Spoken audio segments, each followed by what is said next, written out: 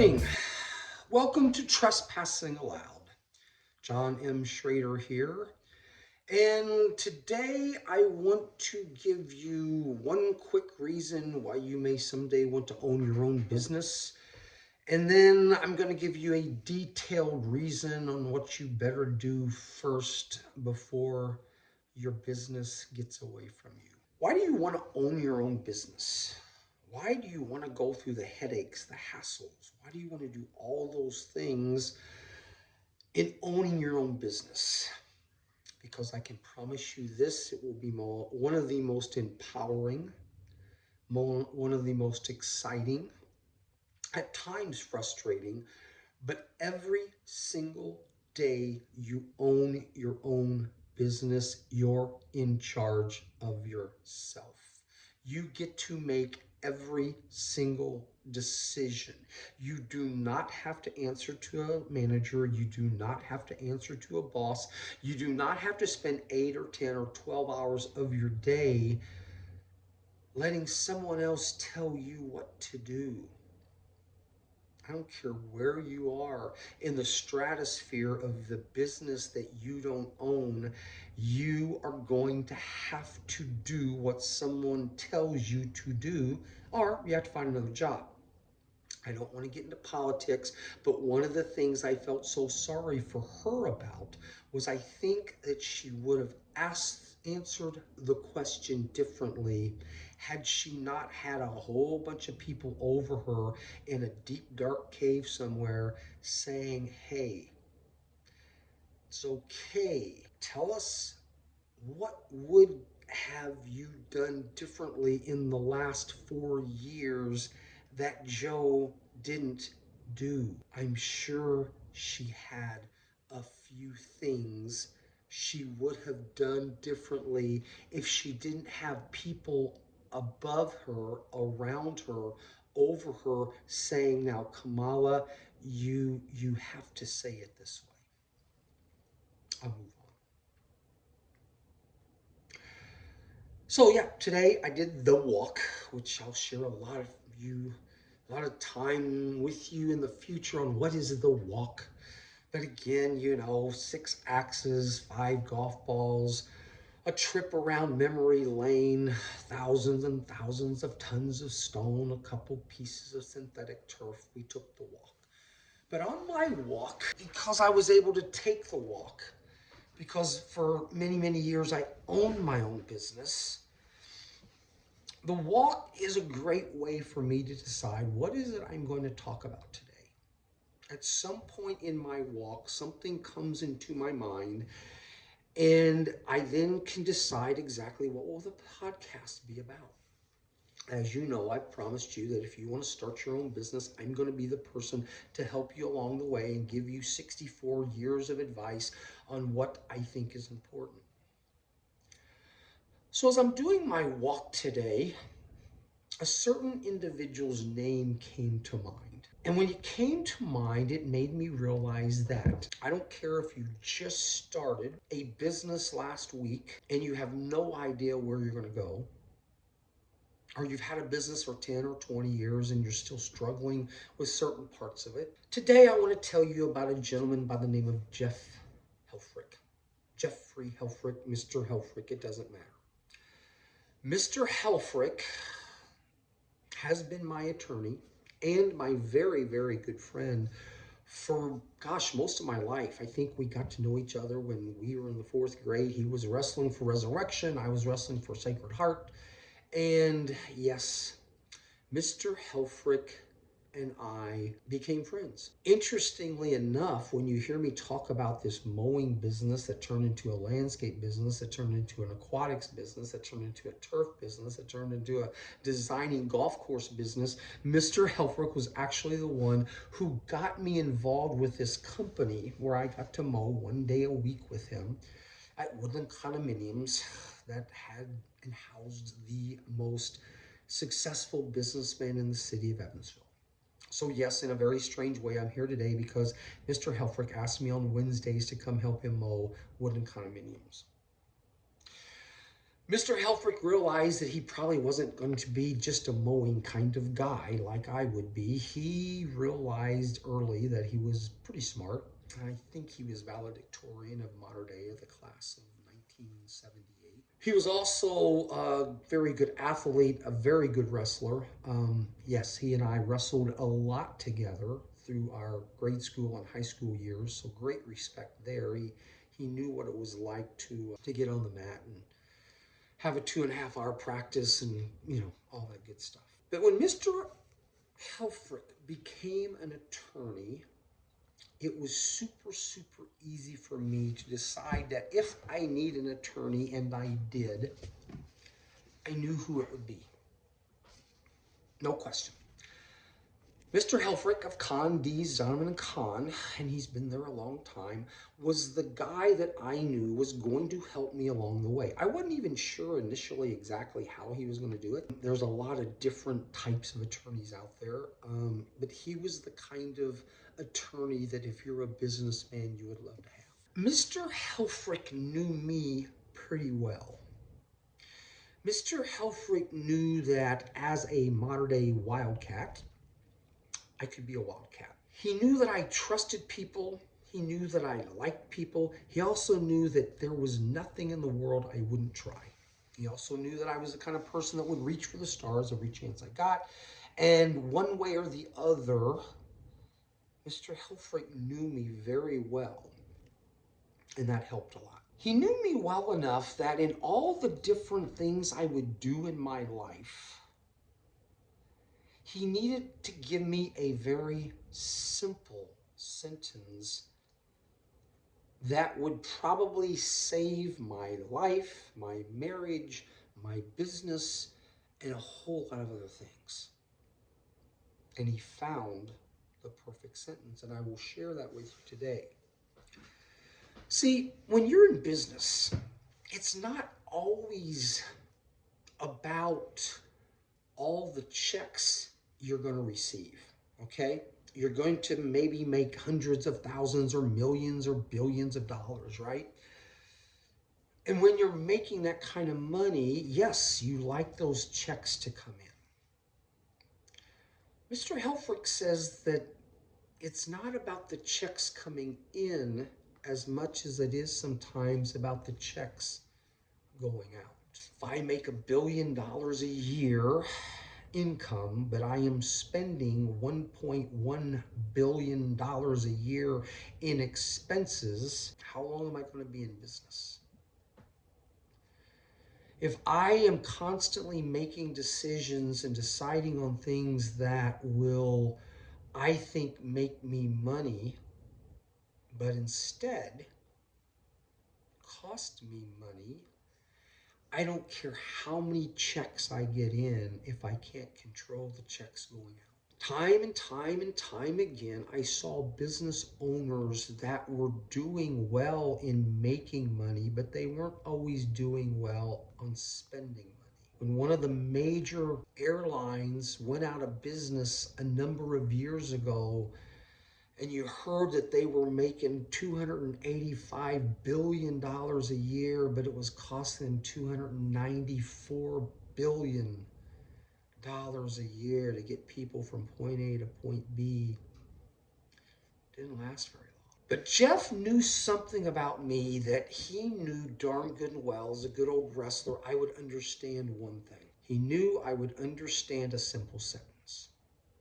And this was the sentence. John, every time you're in that moment in the room and they're all standing around you and they're saying to you, just sign the dotted line, tell them this. Guys, I would, but my attorney will kick my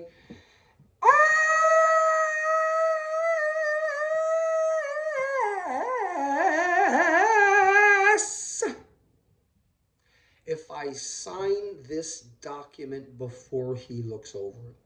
Now, I like to sing, and quite honestly, when he told me that the first time, he didn't quite say it that way, but I felt like at this point I needed to get your attention. In his words, you tell them that your attorney will kick your ass if you sign this before he reads it. That's a pretty good line. I didn't realize when he gave that line to me that over the course of 35 years, hundreds of opportunities would arise that right before I took the pen and signed the line, I thought of that. Multiple times, the guys standing behind me in the suits with the ties, John, just sign that, all will be okay. I could say, stop, wait. Guys, honestly, I feel like everything you're telling me is correct and everything seems right, but I've got a friend of mine, he will kick my arse if I sign this. I remember seeing in their faces this, this stress, this, oh, John, come on, it doesn't matter. It's all right there. You can read through it. That sentence, and I'm pretty sure today Mr. Helfrich and I can give you the same sentence. I hope I don't have to give him like necessarily referrals, or he's in a position right now that he's actually taking less clients than more clients. But that sentence helped me out in so many situations because it was so simple. Sure enough, yep, hey, I'd take that contract and I would send it to him, and even though I kind of thought I understood what this whole deal was about, whatever this group of us were putting together, whatever this idea that I thought was going to either make me a lot of money or put me on a nice path to a very expensive yacht someday. Because, a good attorney, if he's doing a good job, he might just get you a big yacht someday, right? You see, it wasn't the amount of money I was making. It was about the amount of money I was saving by not doing stupid things. When Jeff would call me a few days later, hey, by the way, on page 27, paragraph 4, line B, do you know what that means? Do you understand that? Do you know what you're signing here? Uh, there's 27 pages in this contract. Wow, I didn't realize there was that many pages. It was interesting in one occasion where I had him write the contract, and he wrote the contract so well, I could tell that when the person I sent the contract to agreed with everything, he obviously never showed his attorney our contract, because years later, I got a great story on all the things I got because his attorney never read his contract. When my attorney would write my contract, when Mr. Helfrich would put everything in there and, cross the T's, dot the I's, I could tell some of the business people I was working with, they didn't send it to their attorney. And for that, I got lots and lots of things. You know, People complain that, John, I struggle with my attorney because sometimes he will charge me $200, $300, $400 an hour. That is ridiculous. He's just sitting there and he's making $300 or $400, $500 an hour. If my attorney can save me $200 or $300 or $400,000 by reading over this contract, by writing this contract, I think he's worth $300 or $400 or $500 an hour. If in fact he can save me hundreds of thousands of dollars in the future because I did something wrong. Let me say that again. If I'm paying my attorney $200 or $300 or $400 an hour, but he is saving me potentially hundreds of thousands of dollars in the future because I didn't have him read over my contract, I think he is worth that. In the 35 years of my business, here was what I really liked not getting in the mail. Very seldom, if ever, did I ever get that letter in the mail from somebody else's attorney or somebody else's business associate that I had to suddenly pay money for something because I didn't read fine print in the contract. Here's what Mr. Helfrich knew about Mr. Schrader. Mr. Schrader could go on for an hour. He could go on for 30 or 40,000 words because he likes to talk a lot. Chief talk a lot, we've talked about. I could spend a whole hour and a half, 2 hours with Mr. Helfrich, and let's see, I could talk and talk and talk and talk, and he would listen and listen and continue to listen and pretend that he was interested in listening and all that. But in the end, he would have about 8 or 10 sentences and we would move on. A good attorney for you will be priceless. Because if you're planning on having a multi-million dollar or multi-billion dollar business someday, or maybe you just want to have $1 million a year business with a few employees, you're going to be a happy businessman because you're not going to be hit with all the surprises. You're going to be a successful businessman because somebody is reading over your shoulder the stuff that you bypass after page 2. You know how you get that contract, on that first few pages, and you're reading it and the numbers sound right, and all of it makes sense? That's not what's going to get you in trouble. It's page 27, paragraph 4, that you didn't read over, that somebody took the time to do. Because that 27, paragraph 4, line 5B or whatever, that's the thing that kind of snuck in there that you may not even realize for a couple years that it might come back to bite you. John, you tell them when you have nothing else to say that I will kick your butt if you sign it. And I used to piss off so many individuals in their suits when they were this close to getting me to sign something that I really thought all made sense. I really thought this is a great idea. What could possibly go wrong with this contract? Now, real quick, side note, asterisk, I am not telling you that for the rest of your life, every time you want to sign something, you have to call your attorney.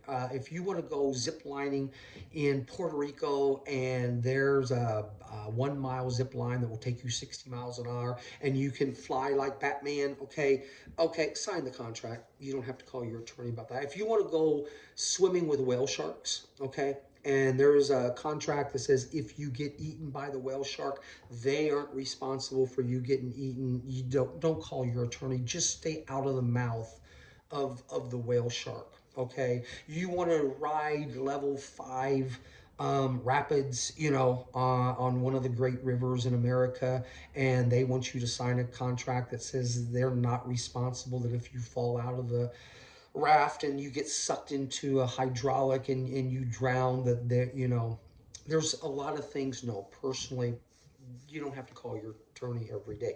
If you do, he'll probably like it and you'll get really pissed off at the money you're sending him.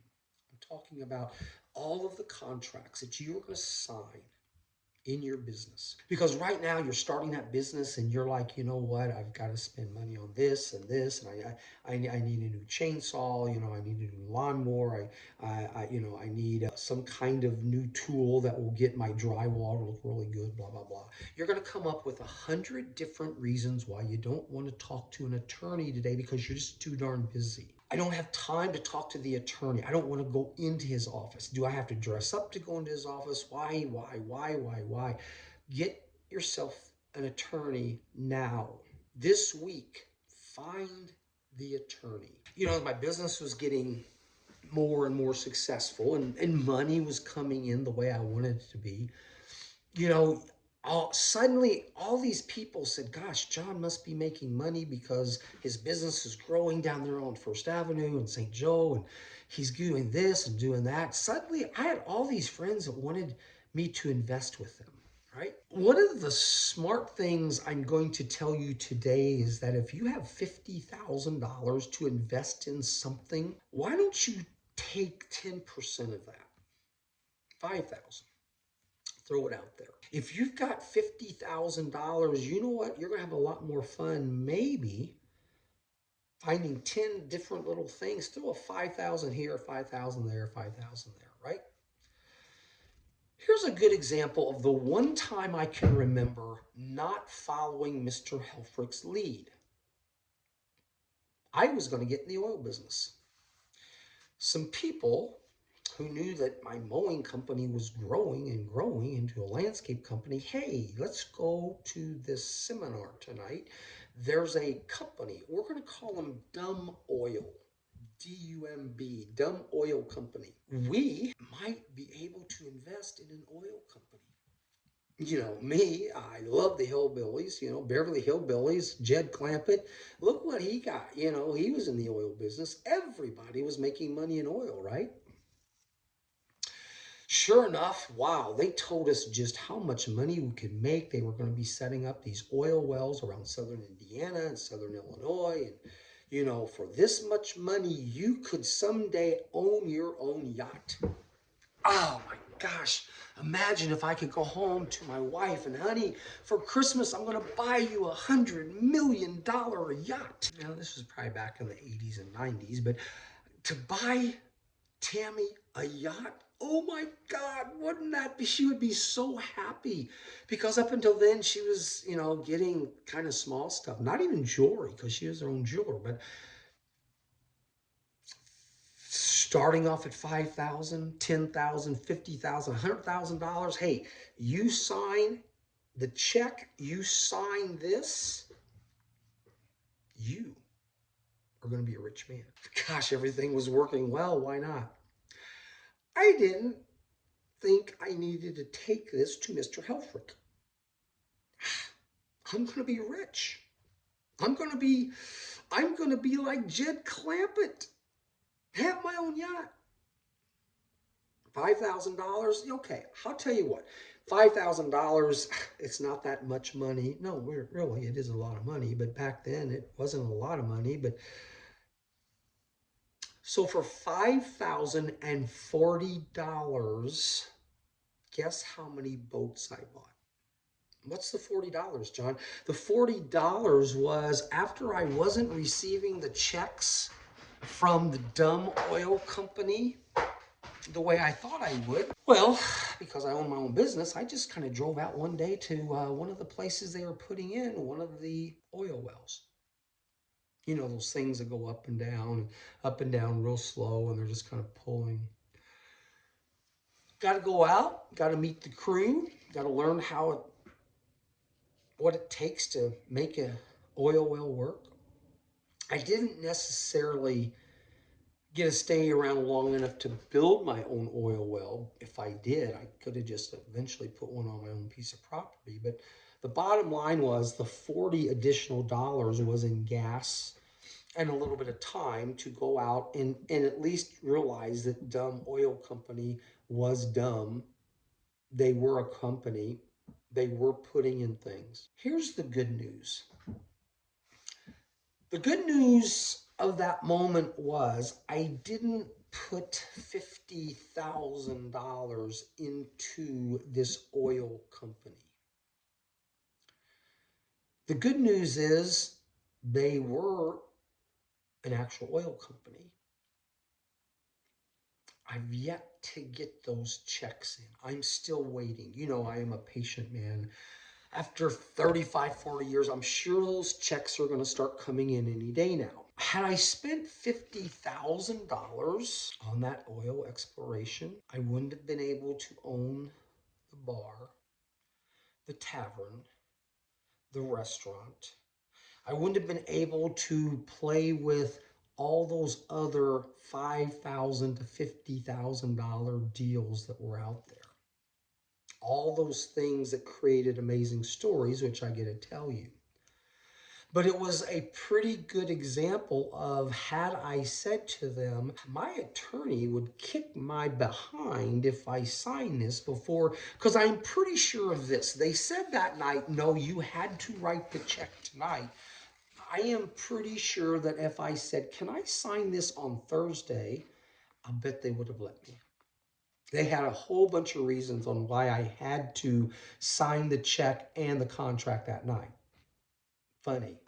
Okay. The one time I think I can remember in my entire life that I did not, to this day, I don't think he's kicked my butt yet. Maybe I haven't told him the story until now.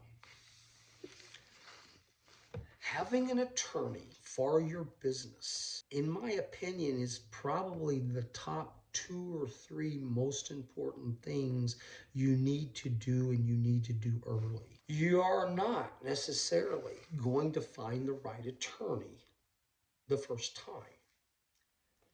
You know, there's a fiduciary. They talk about the fiduciary in investing.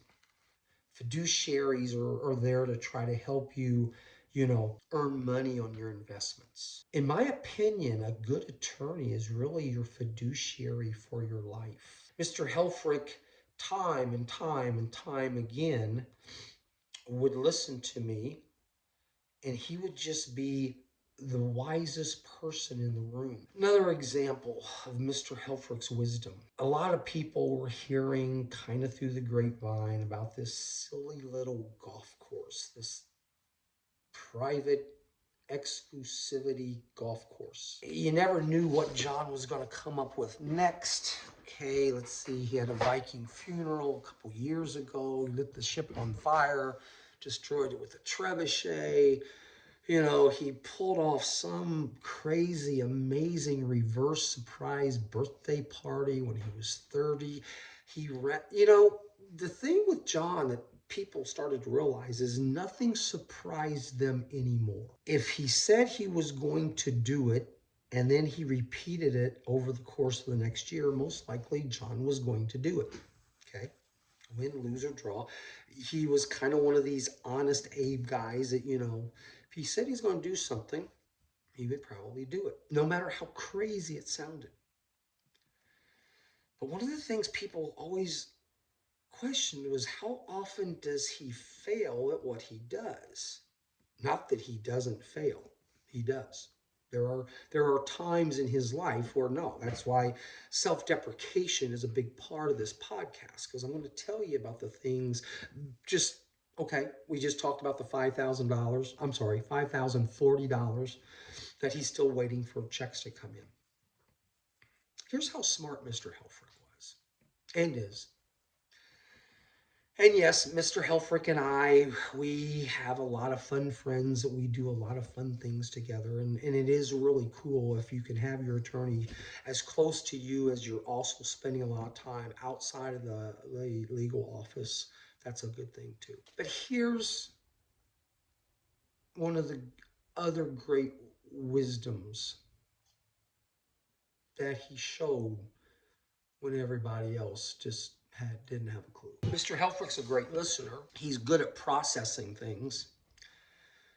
And he can ask a very simple question that if everyone else would have asked me the same question, they wouldn't be stressing out all the time about what is he doing next. He had kind of heard about this idea of someday a golf course, backyard, synthetic turf, aquatics, golf balls. Mr. Helfrich doesn't even play golf. He may come out someday and maybe help us caddy, but he's not a big golfer. As this idea of the golf course was shaping, changing, redesigning, it was a long-term thing that he heard a couple snippets of here or there. There were individuals who got so emotional about this golf course that they let their emotions interfere with their intellect. And what do I mean by that? Sometimes people get so emotional about an idea and know so little They know so little about the idea that they allow their emotions to empower, destroy their intelligence. They can become a little unsmart because emotionally there's no way in the world John should ever, can ever, will ever be able to do this, even though years later they found out that when they were emotional about it, that the course was 90% done, to the point for a couple of these individuals, yes, 2 tee boxes on this course are named after them because they allowed their emotions to interfere with their intellect. Because both of these ladies were kind of smart. They just they just kind of got unsmart for a short period of time. We'll share with that more. So many dynamics, so many nuances about this course that you're starting to hear about, that the people I listened to were the smartest people I knew. I would tell a lot of people, but their opinions didn't always resonate well because I could tell they didn't process what they were hearing or seeing, and they didn't really have any idea what was happening through the process. Not Mr. Helfrich. Mr. Helfrich, who knew enough about it, he only had to ask one question. So, John, you're building this golf course. You've been building it for 30 years. You've got all this time, money, effort, excitement, happiness. You've got 1,000 dreams in it. You've got 1,000 dreams that haven't even come true yet. If you could never, ever play another day on this course, if you could not make a dime off of this private exclusivity golf course for the rest of your life, would you still finish it? Amazing question. Resounding absolutely, Jeff. I would still finish it, realizing it may never ever be 100% finished, but he asked the question that no one else was even near smart enough to ask. Everyone was so caught up in all of the potential negatives of this course, all of the things that could be bad, when they didn't realize how many days, thousands of hours I've played on this course already, dreaming of the day my grandchildren will play on the course. In fact, you'll get to see my 1.5-year-old grandson, his first time on one of the new tee and one of the new greens. Jeff was wise enough to realize that a 30-year dream, one day at a time, has already fulfilled in me the amazing aspects this course has. He wasn't looking at the future of what could happen 10, 20, 50, 100 years from now on this golf course. That didn't matter to him. What mattered to him was the perfect question. If absolutely another day could never be enjoyed on this golf course, if all of your ideas of exclusivity golf or fundraising or foundations or all the different things this location has been for you, because yes, he had been to many of our events that we've had over the years. If you, John, could not have a single dime of income, if you could not legally have another day on this golf course, would you still build it? I remember when he asked me the question, and inside I'm just like, finally someone wise enough who understands me well enough and has known me for 50 plus years. He was the only one that processed this whole thing and could ask that simple question. So as I'm walking around the course today, throwing the axes, feeding the fish, doing 100 different things. By 7 a.m. in the morning, I had to think of him. Don't sign anything before I read it, or I will kick your butt. And if this course didn't give you one more day of pleasure, would you still build it? Mr. Helfrich, Con D's, Donovan Con, gentlemen I've had a couple margaritas with, wasn't the guy that got me those $1 million checks in the mail. Still don't have the yacht. Luckily for me, he calls me and I get to go out on his on occasion.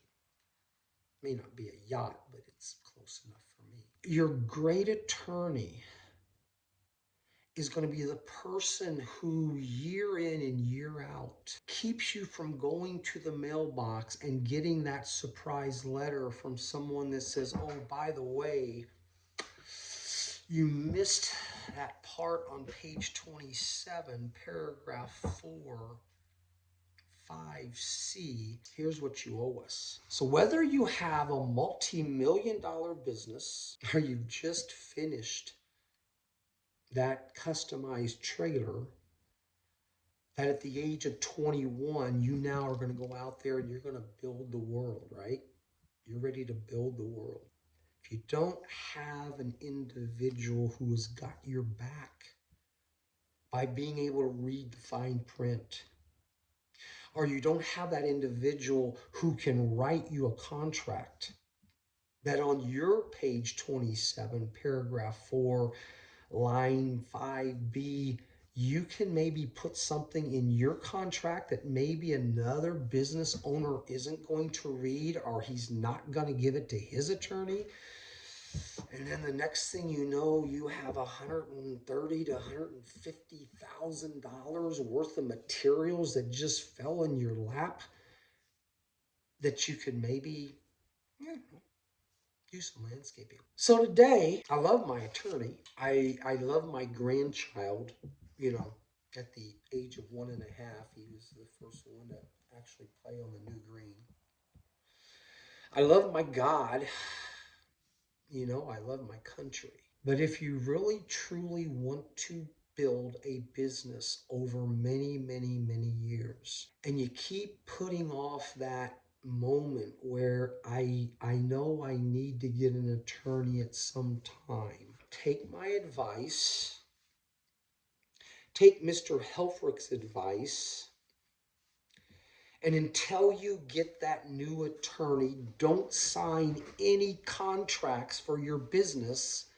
And if they ask, why can't you sign this contract? You say, because John Schrader, Jeff Helfrich, or somebody will kick my arse if I sign this before he reads it. That is the sentence today that Trespassing Aloud is sending to you. Get that attorney. We're going to talk about a good accountant later. We're going to talk about that group of advisors that I'm going to send your way. But today, my walk was all about Mr. Helfrich. I can't remember if we ever did actually wrestle in an actual match. We'll have to ask him sometime. But Mr. Helfrich, here's to you. I would love to have a margarita with you sometime. We like a margarita every once in a while. But to you, Mr. Helfrich, one of the smartest men I have ever known, one of the wisest individuals who understood me probably better than most anyone else I had ever known. But the guy that gave me a simple sentence that has saved me so much money and so much stress, so much turmoil. I slept so well for so many years because I didn't have to worry about that envelope that was going to come in the mail because I didn't read that page as well as I should have. Get out there, Start that business. Be patient. Listen to the podcast. I promise there will be more. And just enjoy your day. But today, it's all about Mr. Jeffrey Helfrich. Look him up. He's a great bird photographer, and he is one of these guys that he has seen more wild animals in the world than most anybody I know. But one of the wildest animals, one of the silliest animals, one of the happiest animals he has ever run into, just decided to start a podcast. And for that, he still is shaking his head.